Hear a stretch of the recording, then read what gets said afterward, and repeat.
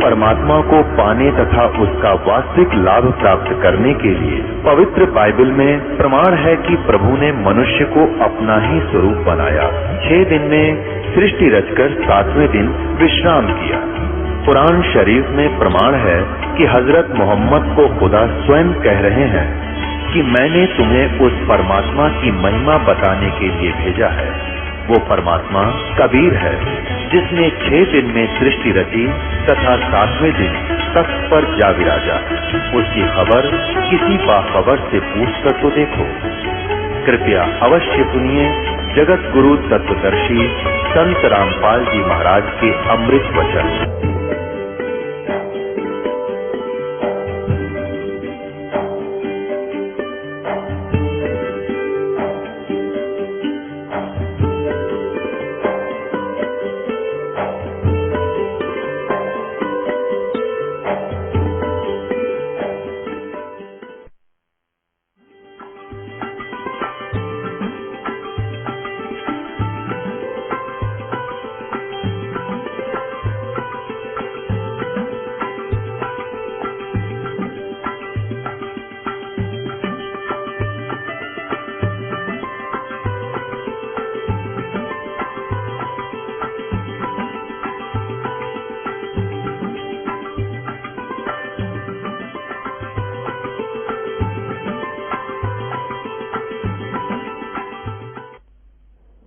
के पास दास के वहां मामा जी हैं, तो वहां देखा, वहां कथा सुनी उनकी कि एक डेरा बना हुआ गीसा पंथियों का।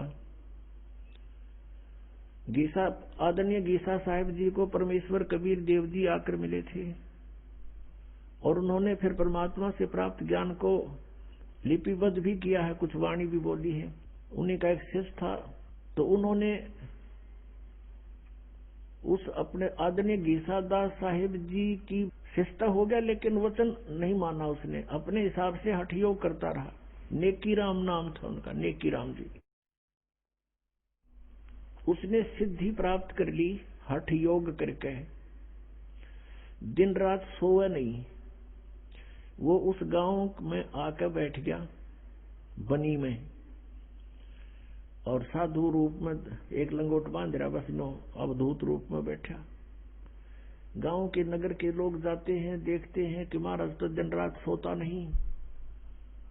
एक ने देखा, फिर छुप के देखा, देखते रहे 10 दिन 20 दिन 25 दिन, देखा कि सचमुच ये कभी सोता ही नहीं। इस बात पे प्रभावित हो गए और उड़ा बना दिया, उसका आश्रम गाड़ दिया लठ। बता ना सोए के हो गया, किला टूटिया ना सुनते हैं। ये सिद्धि प्राप्त कर ली, इसी से महात्मा पाक गया, ना जाने कितनों को और बर्बाद कर गया। तो कहते एक सिद्धि निस्वासर जाग गए, एक सिद्धि सेवक हो आ गए। एक ऐसी सिद्धि होती है कि एक समय एक संत ने साधना की, इनके पिछले पुण्य साथ होते हैं, वही भक्ति के लिए घर गांव छोड़ कर जाते हैं बिना ज्ञान के, और इनके पिछले पुण्य डिपॉजिट होते हैं ऊपर। तो ये कोई ऐसी सिद्धि कर लेते हैं तो इन्हीं के पुण्यों से उनको वहां सर्वेंट मिल जाते हैं, आध्यात्मिक सर्वेंट। ये प्रेत रूप में सामने खड़े हो जाते हैं आकर के, और इनसे फिर वो अपनी किसी को किसी में प्रवेश करा देते हैं। फिर वो दुखी होते हैं तो वो कहते हैं वहां लेकर चलो, फिर वहां अब पे फिर वो ठीक कर देते हैं। इस तरह की भी इनकी झाड़ फूंक का धंधा चलता है। तो कहते हैं एक सिद्धि सब सागर पीवे, एक सिद्धि जो बहुत जुग जीवे। एक सिद्धि कष्ट तन जारा, एक सिद्धि तन हंस नियारा। एक सिद्धि जल डूब ना जाई, एक सिद्धि ऐसी है कि जल का ऊपर का चला जा, डूबा नहीं। जैसा भी आपको बताया था, उसने ये सिद्धि कर रखी थी। एक सिद्धि ऐसी है कि जल के अंदर प्रवेश करके बाहर आओगे तो सूखे पैर मिलेंगे, जल उनका टच नहीं होता। एक ऐसा ही रोहतक जिले के अंदर, अब वो शायद सोनीपत में आ गया, सिसाना गांव है, रोहतक से सोनीपत रोड खरखोदा साइड में। उस सिसाना गांव में वो घिसाई पंथी था, वो भी ये सारे उस नेकीराम की ब्रांच बन गई। फिर वो आगे उसके पास एक सिद्धि थी कि वो तालाब में जाकर के वापस आ जाता है तो पैरों का गारा और जल नहीं लगता, इस सदप्रभु पा गया और देखा उड़ा रोड का ऊपर इतना बड़ा आश्रम गाड़ रखे है उसका, उसको नारायण महात्मा कहने लगे, नाम कुछ और था उसका। तो परमात्मा लास्ट में ये कहते हैं कि एक सिद्धि वो चोलेदार है, कई रूप बना लेते हैं, वहां भी देखा वहां भी देखा, तो कहते ये भी व्यर्थ है। 24 आंख ना जल जावे सुहंसा शब्द अतीत कहावे, प्रसिद्धि पूर्ण पटरानी सतलोकी को निशानी। कहते उस कबीर परमेश्वर जी के पास वो प्रसिद्धि है, प्रसिद्धि माने सब सिद्धियों की मां, यानी पूरा सटोक सटोर असंख्य सिद्धि मालिक के पास है। यहाँ इस काल के पास अष्ट सिद्धि है, ओनली 8 सिद्धि है। और ये भगवान बता रहे हैं कि हमने जो आपको मंत्र सतनाम दे रखे हैं इसमें 24 सिद्धियां आ जाएंगे आप में, लेकिन ये आपकी शत्रु होंगी जब प्रयोग करने लगे। तो आप जैसे भगत 2-3 वर्ष आपको नाम लिए हो जाएंगे और आप किसी को आशीर्वाद देने लग जाओगे ना, उसको लाभ होने लग जाएगा आपसे, लेकिन आपकी भक्ति का नाश हो जाएगा। तो ऐसी गलती नहीं करना भूल के भी। आप देखते हो कई गांवों में झाड़े लाते हैं, उससे कुछ राहत मिल जाती है। वो पिछले जन्म का पुनकर्मी प्राणी है, कभी सिद्धि साधना की थी उसने भक्ति, और वो कुछ डिपोजिट लाग रहा नाश कर झाड़े ला ला के, और फिर वो गधा बनेगा उसका, फिर वो किसका झाड़ी लाओगा, कुमार लाओगा झाड़ी, उसका लठ मारेगा कमर पर। तो पुण्यात्माओं इस अध्यात्म ज्ञान को समझना पड़ेगा, सब कर्मों से परिचित होना पड़ेगा। जैसे श्रीमद् भगवत गीता अध्याय नंबर 8 के श्लोक नंबर 1 में अर्जुन ने पूछा कि प्रभु आपने गीता अध्याय नंबर 7 के श्लोक नंबर 29 में कहा है कि मेरे आश्रित होकर, किस बात पे? चौथे अध्याय के 32वें श्लोक में कहा है कि जो तत्व ज्ञान है, साधनाओं की विशेष जानकारी, धार्मिक अनुष्ठानों की, यज्ञों की विशेष जानकारी सच्चिदानंद घन ब्रह्म की वाणी में लिपिबद्ध है। और 25 से लेकर 30 तक चौथे अध्याय में मंत्रों में बताया है, उसको बताया कोई ऐसे करता है, कोई ऐसे करता है, कोई ये साधना करता है, कोई खड़ा होकर तप करता है, कोई हठ योग करता है, कोई देवताओं की पूजा करता है, और कोई स्वाध्याय ही करता है, कोई योग अभ्यास करता है, योगासन। कहते हैं वो अपनी अपनी साधनाओं को पापनाशक जान कर रहे हैं, लेकिन इस प्रकार की साधनाओं की विशेष जानकारी सच्चिदानंद घन ब्रह्म की वाणी में, जो परमेश्वर ने स्वयं आकर ज्ञान दिया है, अपने मुख कमल से ब्रह्मणे मुखे, और वो तत्व ज्ञान है उसमें विस्तार से लिखी गई है। चौथे अध्याय के 34वें श्लोक में कहा है कि उस तत्व ज्ञान को तत्वदर्शी संतों के पास जाकर समझ, उनको दंडवत प्रणाम करने से, कपट छोड़कर नम्रता पूर्वक प्रश्न करने से वो तत्वदर्शी संत तुझे उस परमात्म तत्व का ज्ञान कराएंगे, परमात्मा का। अब गीता ज्ञानदाता भी उस परमात्म तत्व के यानी तत्व ज्ञान से अपरिचित है। अब उसने कहा 7 में जाके 29वें श्लोक में कि जो मुझ पर आश्रित होकर मैं जो कह रहा हूं इस ज्ञान को आधार बनाकर तत्वदर्शी संतों से वो मिल लेता है, तो फिर वो क्या होता है कि वो मम मेरे ज्ञान के आश्रित होकर के, और जो जरा मरण मोक्षाय यतंती थे, जरा माने बुढ़ापा, मरण माने मृत्यु, बुढ़ापे और मृत्यु के दुख से बचने का जो प्रयत्न कर रहे हैं, उसी के लिए साधना करते हैं, संसार की और किसी वस्तु की डिमांड नहीं करते, वे तत्परम विदु और अखिल अध्यात्म, वो पूरे अध्यात्म को जानते हैं और सब कर्मों से परिचित है, पूरे अध्यात्म ज्ञान से परिचित है, और वो तत्परम से परिचित है, वही जरा और मरण के लिए प्रयत्न कर रहे, छूटने के लिए अपने आत्मा। फिर 8वें अध्याय के 1 में अर्जुन ने पूछा फिर किम तत्परम, वो तत्परम क्या है? 8वें अध्याय के 3रे श्लोक में उत्तर दिया वो परम अक्षर ब्रह्म है, जो गीता ज्ञानदाता स्वयं बता रहा है, वही कोई और है। फिर 8वें अध्याय के 5 और 7 मंत्र में गीता ज्ञानदाता कहता मेरी भक्ति करनी है, मुझे ही प्राप्त होगा, युद्ध भी करना पड़ेगा, यहाँ शांति नहीं हो सकती, और मेरी साधना करनी है। 8वें अध्याय के 13वें श्लोक में बताया कि ओम इति एकाक्षरम ब्रह्म विवरण माम अनुसमन ये प्रयाति तदंदेहम सयाति परमाम गतिम। माम ब्रह्म माने मुझ ब्रह्म का, ओम इति एक अक्षरम, केवल ये ओम एक अक्षर है, और उच्चारण करके सिमरण करता हुआ ये परियाती तो संदेह जो शरीर छोड़कर जाता सयाति परमाम गति, ओम से मिलने वाली परम गति, यानी ओम से जो कुछ भी सुप्रीम अंतिम राहत मिलनी है वो प्राप्त हो जाएगी। वो क्या होगी? ब्रह्म लोक प्राप्ति होगा। 8वें अध्याय के 16वें श्लोक में लिखा है कि ब्रह्म लोक पर्यंत भी ये पुनरावृत्ति में वहां गए हुए प्राणी भी जन्म मृत्यु में आते हैं, यानी पूर्ण मोक्ष नहीं हुआ। मोक्ष नहीं हुआ तो शांति नहीं हुई, जन्म मृत्यु रहा तो शांति नाम की चीज नहीं। इसलिए गीता नंबर 8 के श्लोक नंबर 5 और 7 में अपनी स्थिति बताता है, मेरी भक्ति कर ओम नाम तय और मुझे प्राप्त होगा। और युद्ध भी करना पड़ेगा भाई, युद्ध भी कर। 8वें अध्याय के 8, 9, 10 3 मंत्रों में श्लोकों में तुरंत कहा है कि उस परमाक्षर ब्रह्म की साधना करनी है तो उसको प्राप्त होगा, उसकी भक्ति करनी है तो उसको मिले, वो मिलेगा आपको, और मेरी करेगा तो मेरे पास रहेगा। ये नियम है। अंत समय में जिसकी भावना रह जाएगी, आस्था रह जाएगी, उसी को प्राप्त होगा। उसके लिए उसका मंत्र बताओगे तत्वदर्शी संत, और संकेत बता दिया 17वें अध्याय के 23वें श्लोक में गीता जी में उस ब्रह्मण परम अक्षर ब्रह्म को पाने का ओम तत्सत, ये 3 मंत्र की साधना है। ओम त ब्रह्म का, सरपुरुष का, जैसे गीता जी अध्याय नंबर 15 के श्लोक नंबर 16 और 17 में 3 पुरुष है,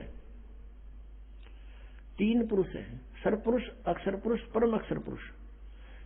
सरपुरुष और अक्षर पुरुष, सरपुरुष तो ये ब्रह्म है, इसका ओम नाम है, ओम तत्सत, तत् ये अक्षर पुरुष का है, ये सांकेतिक है, कोड वर्ड है, और अक्षर पुरुष का, परम अक्षर पुरुष का जो है वो सत है। ये तत् और सत तो सांकेतिक है, कोड वर्ड ये दास बताएगा। इस विश्व में इस दास के अतिरिक्त किसी के पास ये मंत्र नहीं है, पर इस दास से परिचित होकर उपदेश लेकर कोई अपने आप संत बन गया, नाम देने लग गया, वो सबसे बड़ा शत्रु है आपका। आप समझदार हो, इस बात को खूब समझते हो कि अनधिकारी से तो आप एक लाइसेंस बनवा के दिखा दो, वो कहीं चलेगा नहीं, आप भी अंदर वो भी अंदर। लास्ट में जब पकड़े जब जाओगे जब यहां से शरीर छोड़कर जाओगे। तो कोई भी आज इस दास के अतिरिक्त परमात्मा ने किसी को ऊपर ये मेहर नहीं की। हाँ, पहले महापुरुष मिले थे जिनको, उनको भी ये सभी नाम दिए थे, उनका कल्याण हुआ, लेकिन उनको मना कर दिया था कि अभी इस मंत्र का को डिस्क्लोज ना करना। धर्मदास तो लाख दुहाई, ये सार नाम की तबार ना जाई, सार नाम बार जो पढ़ी, ये बिचली पीढ़ी हंस नहीं तरही। अब ये बिचली पीढ़ी आ गई पुण्यात्मा, जहाँ आपका जन्म है। प्रथम पीढ़ी में परमात्मा स्वयं आए थे, प्रथम चरण में कलयुग के। अब ये बीच की पीढ़ी है, लास्ट की पीढ़ी नास्तिक हो जाएगी बिल्कुल, जो अब पार हो गए सो हो गए। ये हजारों वर्ष चलेगा, ऐसी बात नहीं है। परमात्मा का ये मार्ग एक पूरे विश्व में बहुत शांति होगी। हाहाकार या माया की दौड़ लग रही है, या खत्म हो जाएगी। शांति से सब भक्ति करा करेंगे, चोर उचक्के ये सब खत्म हो जाएंगे, क्योंकि हम परिचित हो जाएंगे। अगर किसी की आज हम चोरी करते, अगले जन्म में गधा बनकर देना पड़ेगा, कौन समस्या मोल लेगा? अनजान बच्चे जिनको ज्ञान नहीं, वही बिजली के नंगे तार को छूते हैं। तो गीता जी अध्याय नंबर 8 के श्लोक नंबर 8, 9, 10 में कहा है कि वो ओम तत्सत का 3 मंत्र का जाप है, और वो बताओगा तत्वदर्शी संत, मैं नहीं परिचित उससे। उसकी भक्ति करनी है तो उसी को प्राप्त होगा। उसके लिए तत्वदर्शी संतों ने खोज ले, फिर वो जैसे बताए तू ऐसे कर ले। अब वो ना अर्जुन ने मेरा ना वो बतावे, तो अर्जुन ने आखिर में हार मान ली कि भगवान माप की जैसे कहोगे यूं कर लूंगा, कर लेगा ठीक से, तू वहीं का वहीं रहा। तो कहने का भाव ये है कि हमने उस तत्ब्रह्म से और इस सारे कृष्णम अध्यात्म यानी सारे अध्यात्म और अखिल कर्मों से, इन सब कर्मों से परिचित होना पड़ेगा। और उस तत्ब्रह्म से इनसे परिचित कराने के लिए आपको ये तत्व ज्ञान सुनाया जाता है सत्संग में बुला के। अपने आत्मा सबसे पहले हमने भगवान को पहचानना है, और किस परमात्मा की भक्ति करें, यानी किसी से आप जाओ, कोई संत है, सभी कहते हैं बदले रे भगवान तेरा काम आओगा, सभी कहते हैं कि भक्ति कर ले भाई, परमात्मा का नाम लेना चाहिए। फिर नाम क्या है? हरे राम हरे कृष्ण, कृष्ण कृष्ण हरे हरे, सीताराम राधे श्याम, राधे राधे श्याम मिला दे। बताओ, ये नाम दे। कहते गीता और भागवत पढ़े ना बूझे शब्द ठिकाने नू, गीता पढ़े और गीता में मंत्र के बता रखा केवल ओनली वन ओम, उस परम अक्षर ब्रह्म के पाने का 3 मंत्र का जाप है, उससे वो खुद परिचित नहीं। तो गीता जी अध्याय नंबर 8 के श्लोक नंबर 8, 9, 10 में कहा है कि जब तत्वदर्शी संत तुझे मिल जाए और उनसे वो मंत्र प्राप्त करके फिर उसकी भक्ति करेगा तो उसको प्राप्त होगा, परम अक्षर ब्रह्म को, परम जीव पुरुष यानी उस मूल रूपी भगवान जड़ रूपी परमात्मा को प्राप्त हो जाएगा। और उस परमात्मा के जहां जाने के बाद लौटकर फिर संसार में कभी प्राणी नहीं आते। गीता ज्ञानदाता अपनी जानकारी दे रहा है गीता जी अध्याय नंबर 4 के श्लोक नंबर 5 और 9 में,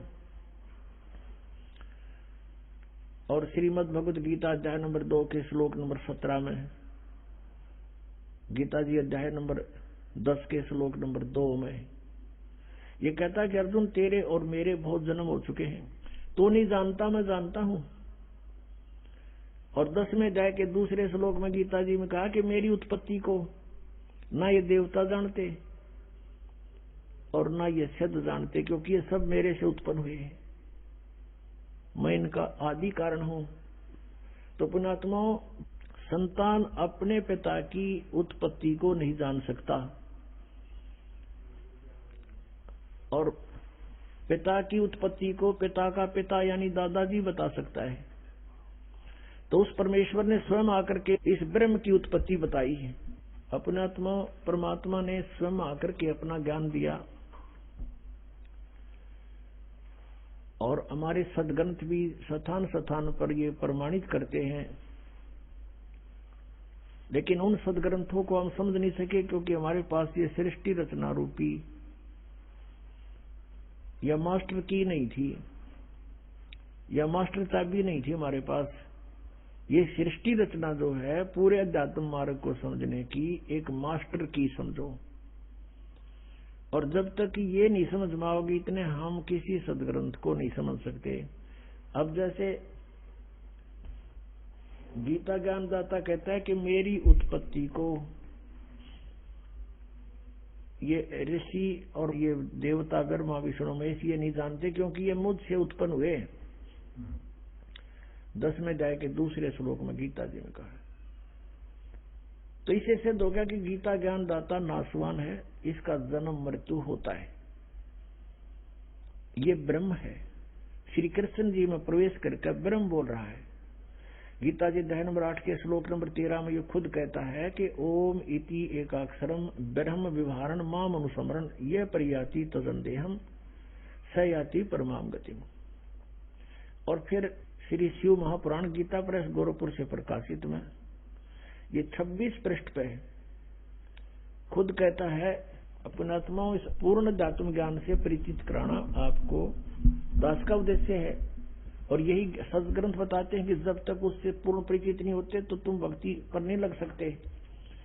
गीता जी अध्याय नंबर 2 के श्लोक नंबर 53 में कहा कि अर्जुन जिस समय तेरी बुद्धि भिन्न भिन्न प्रकार के भ्रमित करने वाले वचनों से हटकर एक परमात्म तत्व के उस तत्व ज्ञान के ऊपर आश्रित हो जाएगी यानी दृढ़ हो जाएगा, तब तो तू योग को प्राप्त होगा, तब तो तू भक्ति प्रारंभ करेगा, स्टार्ट होगी तेरी भक्ति। जब दृढ़ भक्त बनेगा तो आपको दृढ़ भक्त बनाने के लिए ये अध्यात्म ज्ञान यो कृष्णम अध्यात्म यानी संपूर्ण अध्यात्म ज्ञान आपके रूबरू कराया जा रहा है।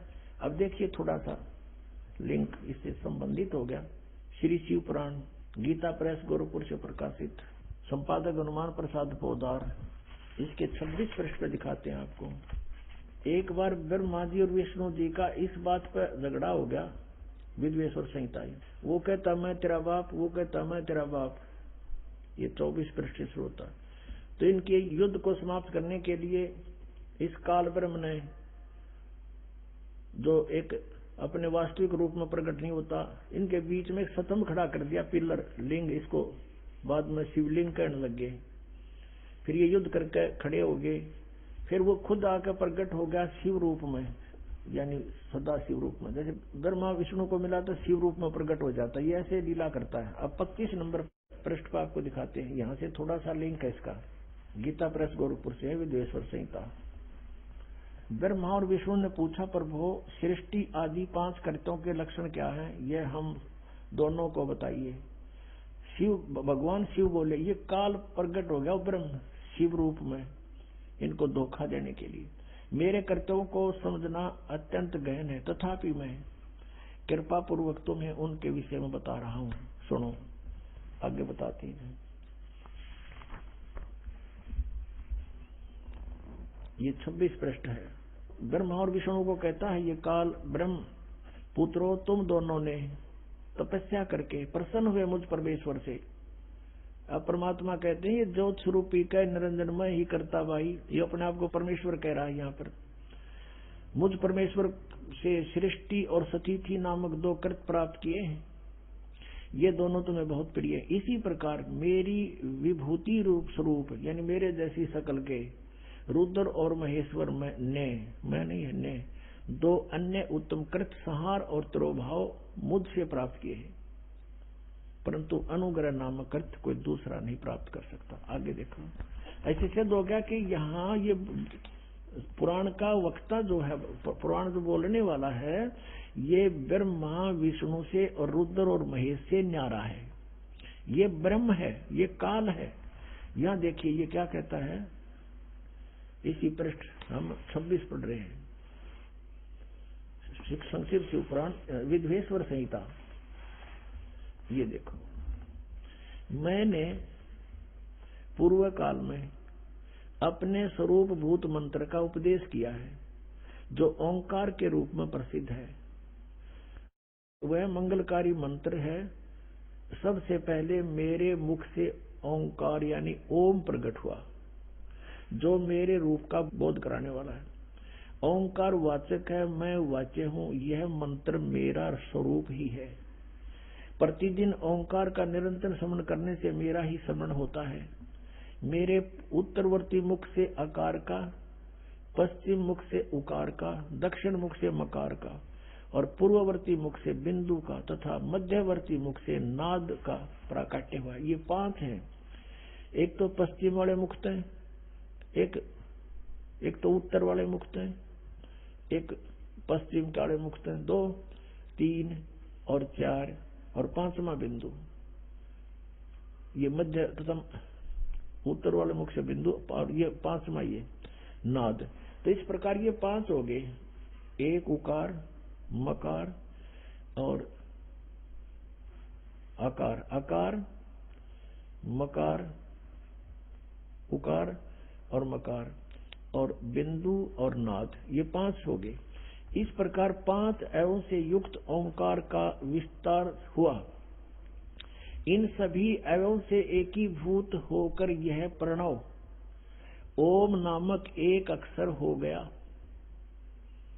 और ये मेरा मंत्र है। ये कहता ये मेरा मंत्र है, ओम एक अक्षर। ये ब्रह्मा विष्णु महेश से अलग है, ये काल ब्रह्म बोल रहा है शिव रूप में खड़ा होकर के। इन्होंने ये नीचे लिखा है कि ओम नमः शिवाय, ये 5 अक्षर का मंत्र है। ये गलत लिखा है, मूल संस्कृत में कहीं नहीं है।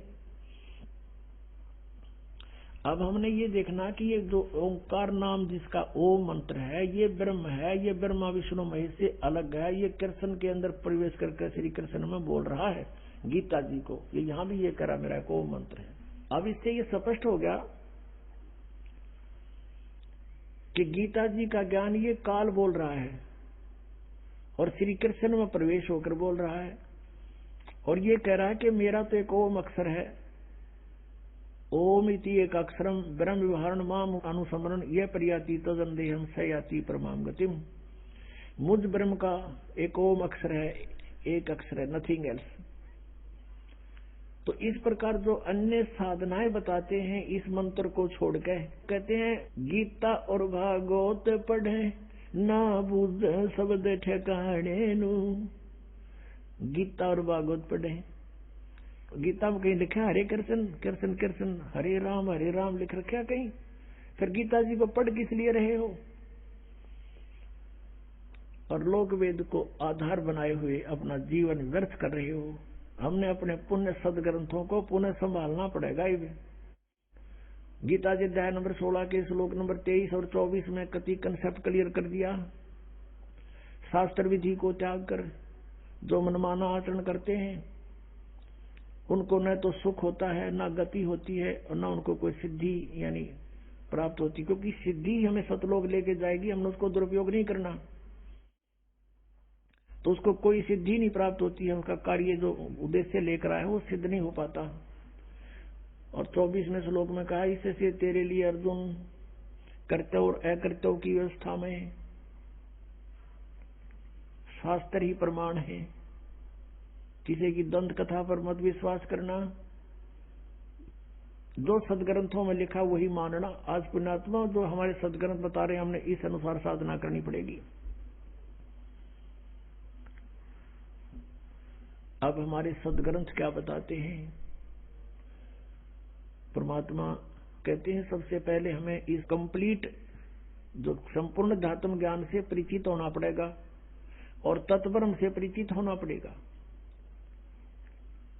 वो कौन है, कैसा है और कहाँ रहता है। ऋग्वेद मंडल नंबर 9 सूक्त नंबर 86 के मंत्र 26-27 में, ऋग्वेद मंडल नंबर 9 सूक्त 82 के मंत्र 1, 2, 3 में, ऋग्वेद मंडल नंबर 9 सूक्त 96 के मंत्र 16 से लेकर 20 तक, और भी अनेक स्थानों पर ऋग्वेद मंडल नंबर 9 सूक्त नंबर 1 और मंत्र नंबर 8-9 में ये स्पष्ट किया हुआ परमात्मा कैसी लीला करता है। तो हमने सबसे पहले परमात्मा को पहचानना है कि वो परमात्मा कौन है और कैसी लीला करता है। आज से 600 वर्ष पहले परमेश्वर कबीर देव जी, वो परम अक्षर ब्रह्म, जैसा कि वो 3 सतीथि से अपनी लीला करता है, उनमें से जो एक लीला का जो उनका वे है, तरीका है, एक बालक रूप धारण करके प्रकट होते हैं। सन 1398 संवत 1455 और ज्येष्ठ सुदी पूर्णमासी यानी जेठ उतरते की पूर्णमासी, उस पूर्णमासी को, पूर्णिमा को परमात्मा सतलोक से चलकर गति करके आए और वहां प्रकट हुए। अपने आत्मा साथ के साथ आपको सदग्रंथों से परिचित कराना अनिवार्य है। दास का एक कर्तव्य बनता है।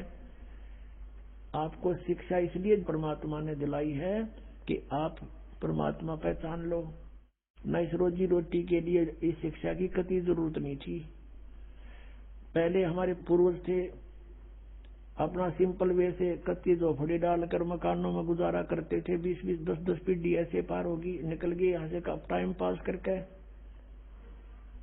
और जब से ये शिक्षा मिली है हमें, इस भौतिक सुख तो गणा दिखा, पर दुख टेंशन बिना गिनती की होगी। अब इसको देना अनिवार्य था। नहीं, पहले परमात्मा ने ये विष आपके ऊपर नहीं आने दिया। अब इसलिए ये शिक्षा आपको इसको बहुत अच्छा मानते हैं, लेकिन अच्छा ये इस दृष्टिकोण से तो अच्छा है कि हम भगवान पहचान लेंगे अब बस, और बाकी डॉक्टर बन गए, इंजीनियर बन गए हैं, और कोई IAS IPS बन गए। ये तो पेट का रोड़ा सारा। इसके लिए इसकी जरूरत हमने नहीं थी।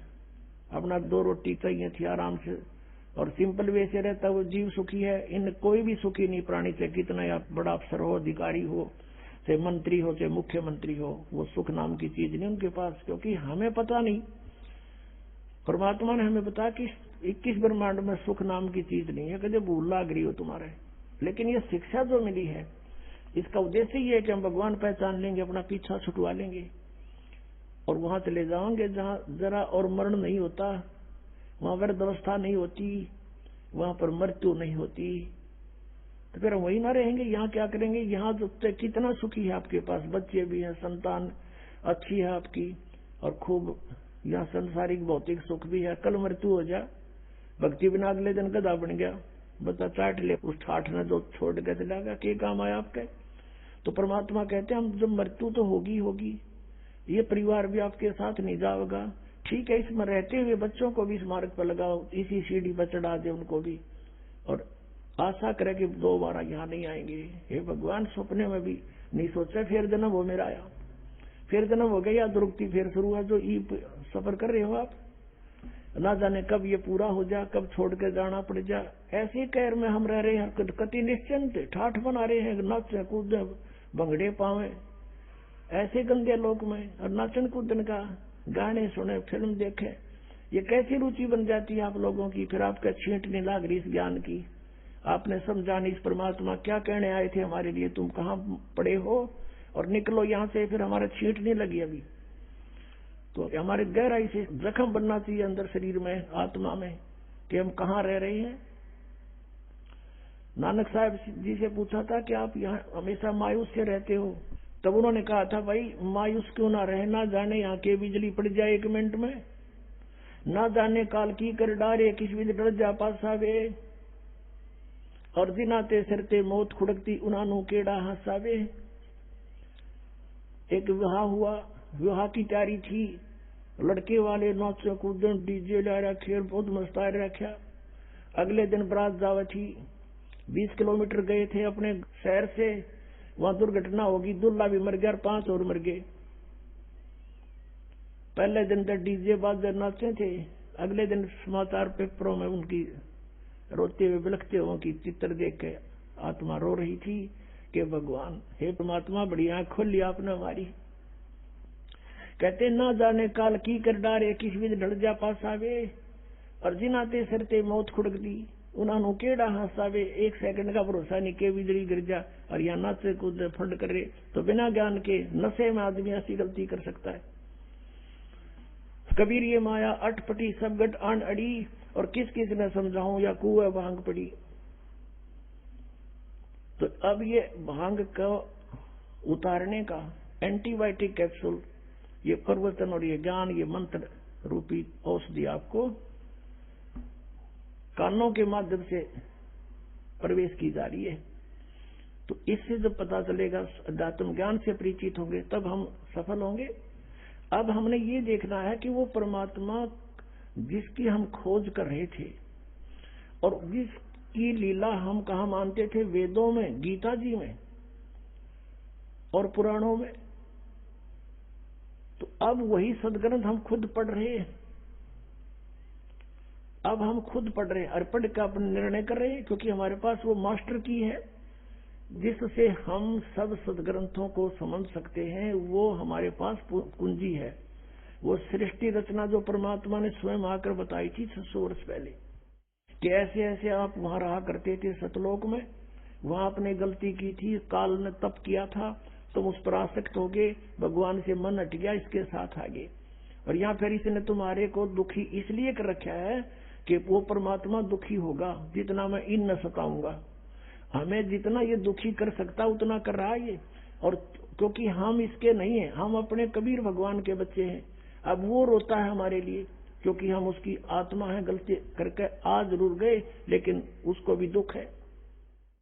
जैसे किसी की बेटी बिगड़ जा, लड़का बिगड़ गया, और नालायक लड़के तो ब्याह कर दिया उस लड़की ने, फिर वो उसको तंग कर रहा है माता पिता के ऊपर क्या होकर, फिर वो माता पिता फिर भी रो रहे हैं, मेरी बेटी दुखी हो रही है, वो चैन से नहीं रह सकती। तो वही स्थिति हमारी यहाँ पर है। तो ये इतना दुखी कर रहा है आपको कि हालत कर रखी है आपकी, जीना छोड़ रखा है, और हम फिर भी यही सोचते कि ना ऐसा ही जीवन होगा। ये तो नरक भोग रहे हैं। तो यहाँ पर प्रधानमंत्री क्यों ना हो, 36 बीमारी पावेंगी, टेंशन 100 की 100, घर में कोई और बीमारी पैदा हो रही होगी, ना जाने क्या घटना घट रही। तो कहने का भाव ये है, हमने इस सारे दातुओं को समझना, फिर हमने उस भगवान को पहचानना है, और जिस परमात्मा के विषय में ये कहा जाता रहा है कि वेदों में उस भगवान का ज्ञान भरा पड़ा है, उसकी जानकारी है। वो क्या जानकारी वेदों में, देखिएगा। ऋग्वेद मंडल नंबर 9 सूक्त नंबर 1, ये देखिएगा। प्रकाशक है सार्वदेशिक आर्य प्रतिनिधि सभा, महर्षि दान रामलीला मैदान, नई दिल्ली से।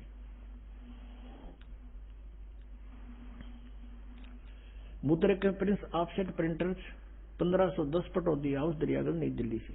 इसका 9वें मंडल का प्रथम सूक्त पढ़ेंगे, ये नवम मंडल, नौवां मंडल। अब यहां से थोड़ा सा ये देखना है कि इन्होंने, क्योंकि ये भगवान को निराकार मानते रहे, इसलिए आगे चल के थोड़ा सा इन्होंने गड़बड़ की है, उसको यहां से पहचाना जाएगा। 1 नंबर मंत्र है मंडल नंबर 9 के सूक्त नंबर 1 का मंत्र 1।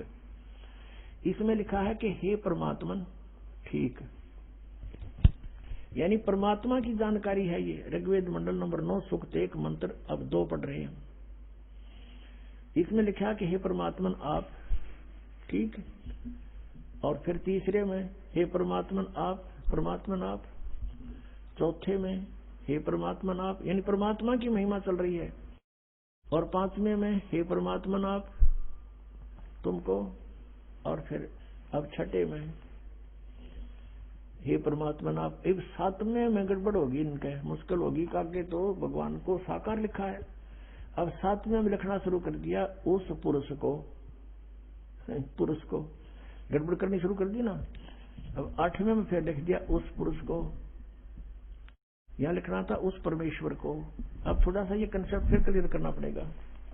अब इन वेदों के अनुवाद करता महर्षि दयानंद और उनके अनुयायी हैं।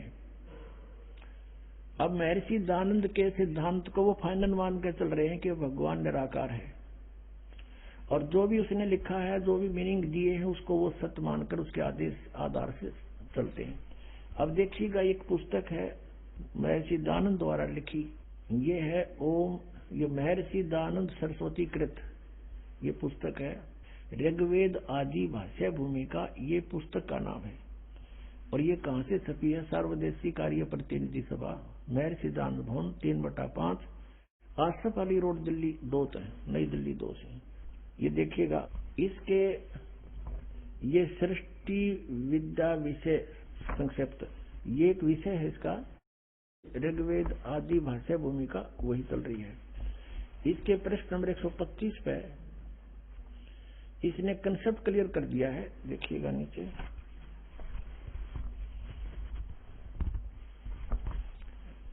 ये लिखा है यत पुरुष, और इसका अर्थ लिखा है पुरुष उसको कहते हैं जो सर्वशक्तिमान ईश्वर कहता है। अंडरस्टूड हो गया? पुरुष माने परमेश्वर, पुरुष उसको कहते हैं, दयानंद की लिखी हुई है, अनुवाद किया हुआ है, जो सर्वशक्तिमान ईश्वर कहता है, यानी सर्वशक्तिमान। ये भी इसने ना ईश्वर का वेरा था ना परमेश्वर का, फिर भी जो इनके अनुयायियों को ये मान्य है कि दयानंद ने जो कहा सच्ची है, यानी पुरुष माने परमेश्वर। तो अब फिर पढ़ेंगे इसको। अब सिद्ध हो गया कि पुरुष माने परमेश्वर। अब हम यहां जहां पर इन्होंने गड़बड़ी करने की सोची है, भी इसको इससे क्लियर कर लेंगे कि जहां पुरुष लिखा है, ये परमेश्वर है, भगवान जो सर्वशक्तिमान का आता है वो उसको पुरुष कहते हैं। तो ये देखिए, अब हम वही आगे हैं, ऋग्वेद मंडल नंबर 9 सूक्त नंबर 1 का और मंत्र नंबर 6 तक तो ये परमात्मा लिखे गए, और 7वां में जब लागी लो बात भगवान की साकार की सह शरीर की, वहां पुरुष लिखना शुरू कर दिया। क्यों सोचा को व्यक्ति के बारे में बात होगी, पुरुष माने उस परमात्मा को। अब देखो 8वें में कमाल कर दिया, उस पुरुष को यानी उस परमेश्वर को उग्र गतियां प्रेरणा करती हैं। ये बताएंगे आपको सृष्टि रचना में कि सब बहुविध जीवन कीन पुकारा, तपशिला पर जल रहे थे जब हाहाकार मच रहा था, भगवान वहां उनकी उन परिस्थितियों को देखकर वहां आए अपना ज्ञान समझाने के लिए। तो उस परमेश्वर को, पुरुष माने परमेश्वर सिद्ध हो गया, उस परमेश्वर को उग्र गतियां प्रेरणा करती हैं, यानी कुछ ऐसी स्थिति बन जाती जैसे ही हाहाकार मच रहा, कुछ जीवन नहीं रहा प्राणी का, एक माया जोड़न का उद्देश्य बन गया। तो उस समय में परमात्मा या स्वयं आते हैं या अपना दास कोई भेजते हैं अपनी पावर दे करके। तो उस पुरुष को उग्र गतियां प्रेरणा करती हैं, जब परमात्मा स्वयं आते हैं उस समय का जिक्र है। और भासमान शरीर को यानी तेजोमय शरीर को वह पुरुष यानी वह परमात्मा प्राप्त होता है। पुरुष माने परमात्मा, क्लियर हो गया? अब देखो ऋग्वेद मंडल नंबर 9 सूक्त नंबर 1 का आगे हम पढ़ रहे हैं, और जिसमें 3 प्रकार से दूसरों का वारण माने कल्याण करने वाला मधु में शरीर मिलता है, मधु में यानी बड़ा प्यारा शरीर मिलता है। वो 3 प्रकार के शरीर से सबका सब व्यवस्था को संभालता है। ये भी क्लियर हो गया। फिर उसमें से दूसरी प्रकार की जो लीला हुई यहाँ लिखी है कि अभी अदन्या उत्सरंती धेनुव शिशुम सोम इंद्राय पातवे, उस सोम स्वभाव वाले श्रद्धालु पुरुष को, ये पुरुष हटा दिया यहाँ पर, अमर पुरुष लिखना था। सोम माने उस चंद्रमा के से शीतल स्वभाव वाले भगवान अमर पुरुष को, और पुरुष माने यहाँ पर परमेश्वर समझो। उस सोम स्वभाव वाले परमेश्वर को जो शिशु रूप में, शिशुम, ये शिशुम मूल पाठ में शिशुम लिखा है, शिशुम कुमार अवस्था में ही, यानी जब वो बालक रूप में प्रकट होते हैं। अभी अधन्या, अधन्या माने बिना धनाई, जिसको सांड ने टच ना किया हो। कंवारी, अभी माने पूर्ण रूपेण, सब प्रकार से पूर्ण रूपेण अधन्या, जो सांड के द्वारा कभी सफाई ना गई हो। तो इस कहने का भाव कि कंवारी गायें, गौवें, धेनु गौवें तृप्त करती हैं। उनकी परवरिश की लीला इन कंवारी गायों के द्वारा होती है, जब परमात्मा सी स्वरूप धारण करके आते हैं। ये तो बता दिया वेदों ने, और चारों वेदों में इसका रह रहकर प्रकरण है, बहुत कोई प्रसंग है इसके। अब इसमें विशेष कंसेप्ट क्लियर है, इसलिए एक ही दिखाते हैं, समय आने पर फिर और दिखाया करेंगे। अब वो सूक्ष्म वेद में लिखा है, उस परमेश्वर ने जो लीला की थी आज से 600 वर्ष पहले, और उस समय क्या हुआ था ये देखिएगा। ये सूक्ष्म वेद है, इसमें दिखाते हैं आपको कि जब परमात्मा शिशु रूप धारण करके कमल के फूल पर लहर तारा नामक तालाब में प्रकट हुए, वहां पर एक अष्टानंद नाम के ऋषि साक्षी हैं इस बात के कि कोई ऊपर से तेज का गोला आया, और उसने देखा ऊपर वो नहा धोकर सुबह सुबह वक्त से उस तालाब पर एकांत स्थान पर प्राकृतिक शांति के अंदर बैठकर अपना साधना करने की चेष्टा कर रहा था। एकदम आकाश से एक प्रकाश का गोला सा आया, उसने देखा, ध्यान से आंखें बंद होगी, जैसे सूर्य की तरफ हम देखते हैं, देख नहीं सकते, आंखें बंद होती हैं, फिर भी उसमें सूर्य का जो आकार है वो दिखाई देता रहता रहकर ऐसा अंदर हमारे फीड हो जाता है प्रतिबिंब। महर्षि अष्टानंद जी जो रामानंद जी के शिष्य थे, उसने जो उधर देखा वो सहन नहीं कर सका उस तेज को, आंखें बंद हुई तो उसमें क्या देखा है कि नवजात शिशु बालक का रूप दिखाई दे रहा, ऊपर से आ रहा है। दोबारा देखता है आंखें खोलकर, क्या देखा कि वो प्रकाश एक कोने में लहर तारा तालाब में उसी में सिमट जाता है।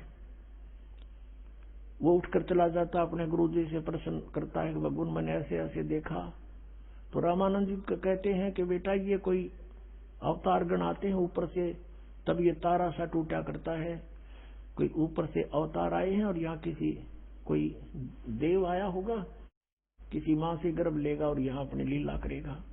तो इनको तो इतना ही पता है कि इनके भगवान माँ से जन्म लेते हैं, और वो स्वयंभू परमात्मा है, स्वयंभू, उसका कोई जन्म दात करने वाला नहीं, स्वयंभू स्वयं प्रगट है, स्वयं ही वो प्रगट है, कोई इसका जन्मदाता नहीं है। उधर से नीरू नीमा नाम के 2 दंपति थे दुल्हाए, वो स्नान करने के लिए वहां जाया करते थे। वो पहले ब्राह्मण थे, मुसलमानों ने उनको जबरदस्ती मुसलमान बना दिया था। वो भले ही मुसलमान बन गए थे, लेकिन वो अपने आत्मा से भगवान शंकर को नहीं निकाल पाए थे, उन्हीं की अंदर से उसी की आराधना करते रहे। उस दिन भी उन्होंने यही कहा कि हे भगवान शिव जी, क्या हमारे लिए, उसकी पत्नी ने कहा क्या आपकी दासी के लिए आपके घर पे बच्चों की कमी पड़ गई, हमें भी एक खिलौना दे देते, हमारा भी जीवनाधार बन जाता। ऐसे करते हुए लहर तारा तालाब पर पहुंचे। वहां क्या देखा, नवजात शिशु कमल के फूल पर पाया, घर ले आए। 25 दिन के हो गए, ना जल पीवे ना दूध पीवे, और फले फूले ऐसे जैसे किलो दूध पीता हो बच्चा डेली, और स्वस्थ इतने। अब उसकी जो मुंह बोली माता नीमा हुआ बहुत दुखी होगी, बहुत बुरी तरह रोने लगी। हे भगवान शिव जी, आपने या तो सुनना नहीं था या तो ये देना नहीं था, अब दे कर ले रहे हो भगवान, अब मैं नहीं जीऊंगी इस बालक बिना, ना जाने इस बच्चे ने मेरे पर क्या जादू कर दिया। मैं इसके बिना जीवित नहीं रह सकती। 25 दिन हो गए कुछ खाया नहीं, अब ये मरेगा साथ मरूंगी मैं, पक्का इरादा। तब परमात्मा ने प्रेरणा की, शिव भगवान को क्रय करावे साइया मन में लहर उठा। शिव जी एक साधु रूप बनाकर वहां प्रकट हो गए, क्योंकि वो शिव जी को याद करके रो रही थी। तो पूछा, माई क्या बात है, क्यों रो रही है? सारी कथा बताई, सारी कहानी बताई कि एक दिन हृदय से पुकार की थी, 60 वर्ष की आयु होगी, संतान नहीं थी। एक दिन प्रार्थना की थी अपने शिव भगवान से, उन्होंने हमारी सुनी। एक लहर तारा तालाब के ऊपर कमल के फूल पर ये बालक दे दिया। अब ये बच्चा कुछ खा पी नहीं रहा है, 25 दिन का हो गया महात्मा जी। अब ये मरने वाला है, गेल मैं मरूंगी, इसके साथ मरूंगी, दरिया में डूब के, ये मेरा अटल इरादा है।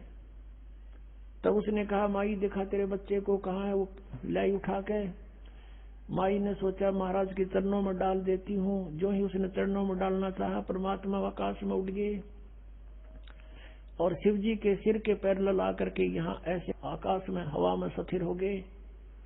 तब शिव जी ने ऐसे किया, शिव जी के हाथों में आ गए।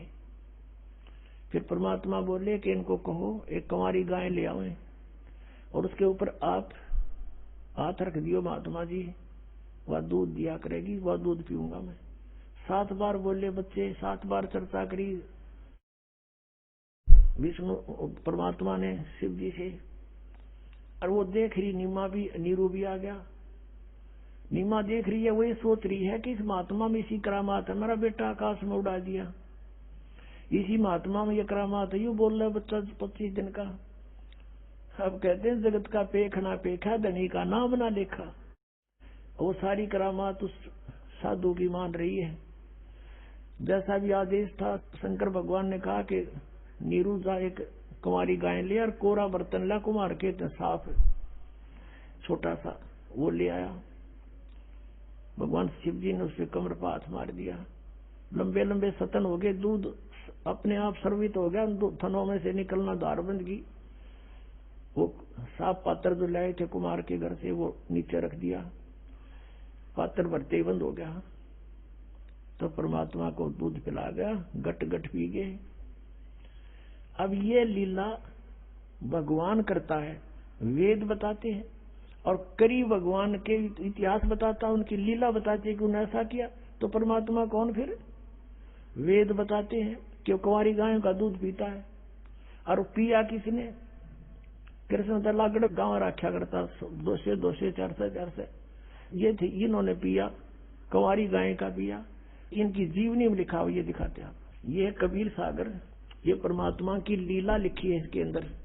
ये 5वां वेद है, सूक्ष्म वेद, खेमरा श्री कृष्ण दास प्रकाशन बम्बई, ये वहां से प्रकाशित है। यहाँ प्रथम खंड कबीर पंथी भारत पथिक स्वामी युगलानंद बिहारी द्वारा परिष्कृत, यानी कबीर पंथियों का लिखा हुआ, दास ने अपनी तरफ से नहीं लिखा कुछ भी इसमें किसी में। मुद्रक एवं प्रकाशक है खेमरा श्री कृष्ण दास, अध्यक्ष श्री वेंकटेश्वर प्रेस, खेमरा श्री कृष्ण दास मार्ग बम्बई, इतने। अब इस पे लिखा है ज्ञान सागर में, ये देखिएगा ज्ञान सागर के 74 पृष्ठ पे, ये 74 पृष्ठ है। इसमें कहते हैं, सुन जुल्हा बन भयो आनंदा, जिमी चकोर पायो निश्चंदा। जैसे रात में चकोर पक्षी ने चांद दिख गया, कहते ऐसे बच्चा मिला तो इतनी खुशी हुई। ले सुत चले हर्ष मन कीना, तासो पुन अस बोल ही दीना। सुत काशी को ले चले, लोग देखते आम, अन्न पानी भक्ष नहीं, जुल्हा शोक जनाव। अब कुछ नहीं खावे, बालक लेकर आगे। तब जुल्हा मन कीन तिवाना, रामानंद सो कही उत्पाना। जैसे कोई बच्चे गड़बड़ हो जाए तो साधु संतों के पास जाके पूछते हैं, हमारा बच्चा बहुत दूध नहीं पीता, कारण बताओ भगवान। महाराज जी, तो मैं सुत पायो बड़ा गुणवंता, कारण कौन बखे नहीं संता। रामानंद से कहा कि महाराज जी, हमारे बेटा बच्चा कुछ खा पी नहीं रहा, एक बालक मिला है मुझे कमल के फूल पर। रामानंद ध्यान तब धारा, जुल्हा सो तब वचन उचारा, पूर्व जन्म तुम ब्राह्मण जाति, हरि सेवा की नी भली बाती। कुछ तुम सेवा हरि की चूका था, तो भय जुल्ह का रूपा। प्रीति प्रभु गई तो लीना, ताते उद्यान में सुत तो दीना। तेरी प्रीति को सुनकर भगवान ने जंगल में तुझे पुत्र दिया। हे प्रभु जस कीन तस पायो, आर्त हो तो दर्शन आयो। अब नीरू कह रहा है कि मेरे साथ जो बनी सो बनी, पर और दुख हो गया। सो कहिए उपाय गुसाई, बालक अक्षु दावंत कुछ खाई। भूखा बेटा बच्चा कुछ खाओ, ऐसा व्यवस्था करो। रामानंद अस युक्ति उचारा, तुम सुत कोई ज्ञानी अवतारा। तुम्हारा पुत्र जो है कोई विद्वान पुरुष है। बचिया जाही बैल नहीं लागा, और सोले ठाड करो ते आगा। एक बछिया ले आओ जिसको बैल ना लग गया हो, यानी अनटच्ड कंवारी गाय बछिया ले आओ। और दूध चले ते ही थनते दूध धरो छिपाई, अक्षुतावंत जब होवे ता कहे देव खवाई। अब जुल्हा एक बछिया ले आवा, और चलो दूत कोई मरम न पावा। चलो दूत जुल्हा हरसाना, राख छिपाई काहू नहीं जाना। अब ये है ना चला दूत, ये दूत कौन था?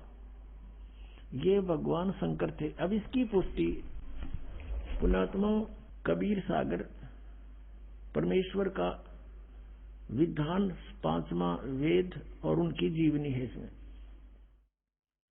उस परमेश्वर ने आज की जो ये पिछली पीढ़ी की पहले जानकारी दी थी, और उसमें क्या कहा था? काल की और परमात्मा की तपस्या के ऊपर वार्ता हुई थी। तो काल ने कहा था कि 3 युगों में जीव कम ले जाना, और चौथा युग जब कलयुग आवे तब तब शरण जीव बहु जावे। और ऐसा वचन हर मोह दीजे, तब गवन संसार ही कीजिए। जो परमात्मा से कहा था कि 3 युगों में जीव थोड़े ले जाना, भगवान आप आए हो यहाँ जीव लेने के लिए, और चौथे युग कलयुग में कितने ही ले जाना। तो परमात्मा ने कहा ठीक है तथास्तु। एक वचन और लिया था भगवान से कि परमात्मा जो आपका ज्ञान माने आपका, और मेरे ज्ञान पर आधारित रहे नकली ज्ञान पर, तो मेरा उसको ना ले जाना। परमात्मा बोले वो तो मेरा काम का को नहीं।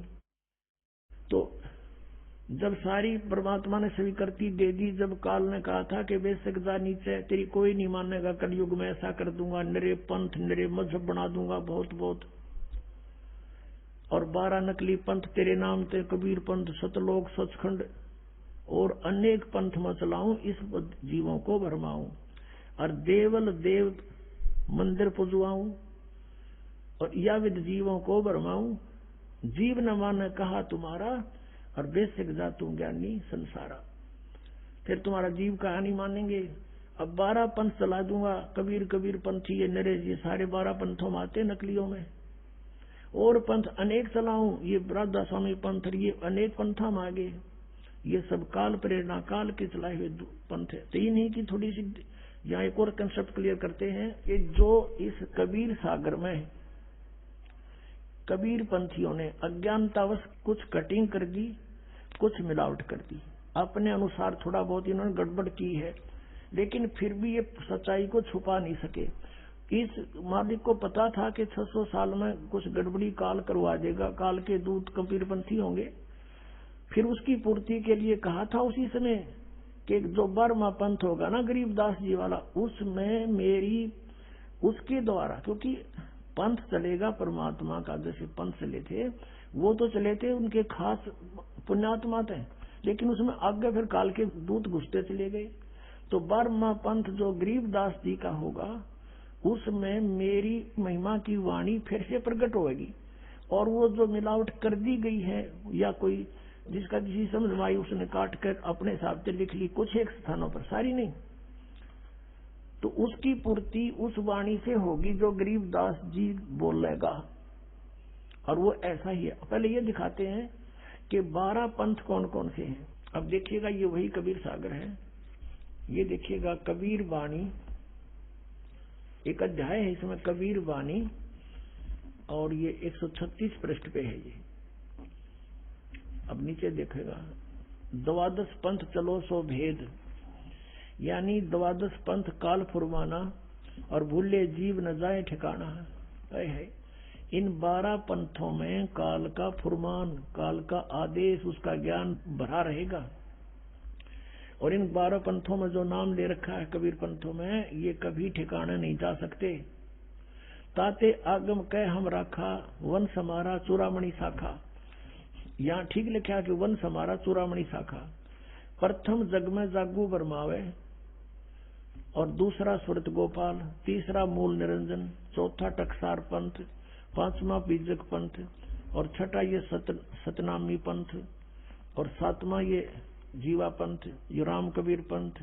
इस तरह के 12 पंथ। अब यहाँ इन्होंने थोड़ी गड़बड़ कर दी, इन्होंने यहाँ चूड़ामणि लगा दिया, यहाँ चूड़ामणि को वंश से बाहर कर दिया। प्रथम ये लिखना था, ये प्रथम वंश है, ये प्रथम वंश चूड़ामणि और आगे शाखा। अब इसका यहाँ भेद चलेगा। ये है कबीर चरित्र बोध, और इसके ये 1870 पृष्ठ पे, 1870 पे यहाँ देखिएगा। कबीर साहब के पंथों का वृंतांत नंबर 1 है नारायण दास का पंथ।